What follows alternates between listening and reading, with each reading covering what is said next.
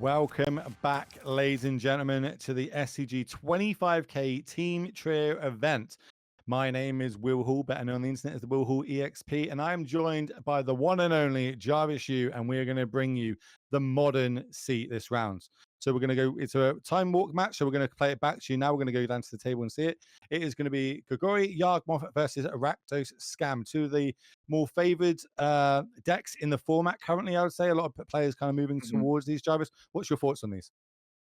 Well, my thought is that one of the reasons Yawgmoth fell off was the Rakdos matchup. It's not so good. Dothy Voidwalker, clearly an excellent card.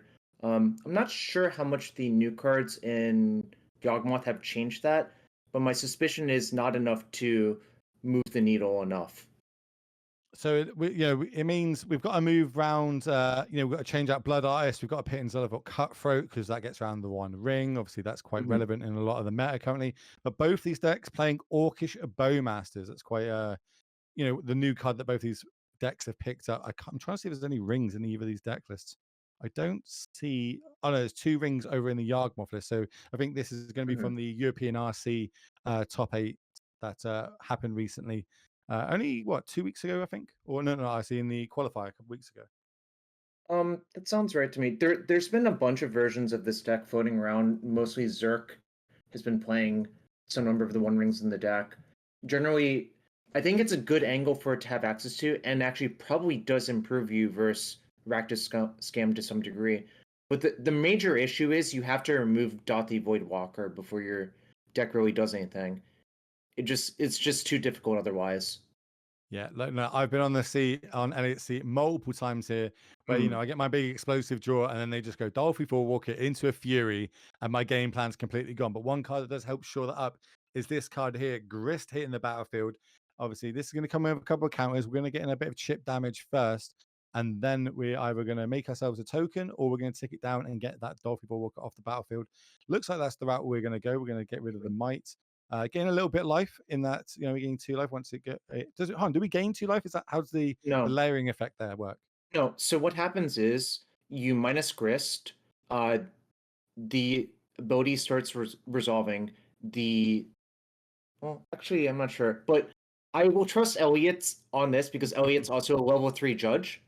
So fantastic player, fantastic person for the community. So if he puts in Exile for the Voidwalker, I'm gonna trust him. Yeah, I would also like that one. I didn't know they were a level 3 judge, but we are going to see the card I told you, and don't want to see as a Yawgmoth player. Fury come down with the scam effect, and then the follow-up play being a Thoughtseize, seeing a Call of Calling and a Yawgmoth in hand. It looks like we're taking the Call of Calling. Do you like that decision? I think I would be inclined to take the Yawgmoth. Like, what is the court going to do with... First off, look at Elliot's mana base. There's a black-green pathway set on black. Elliot's going to fetch a black-green land. So we don't even have the 3rd green source for the court yet. And Yawgmoth is usually the card that you need to go get with your namesake deck. Like, your deck is named Yawgmoth for a reason. Yeah, I think you're inclined. That Yawgmoth's the card that can refill my hand core that I need to have.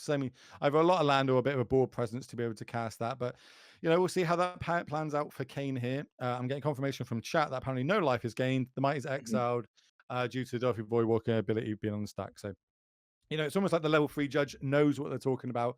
Just a draw for the turn and passing the turn back.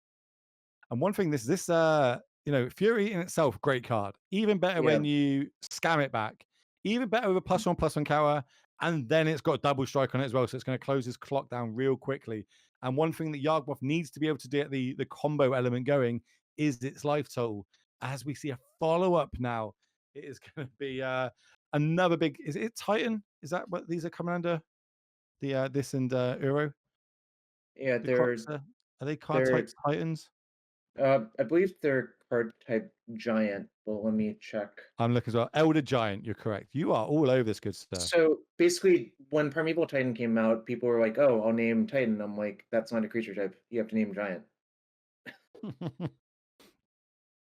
And we're going to discard the Yawgmoth. Here comes Endurance. Not a bad pickup. Remember, this is game number 2. Obviously, Kane took down game number 1. You see that at the top of your screen there. Got a pip. So we're joining in game number 2. Currently, the round is going to just come into an end over in the tournament. So we've got Time Warp Magic as well as the main event.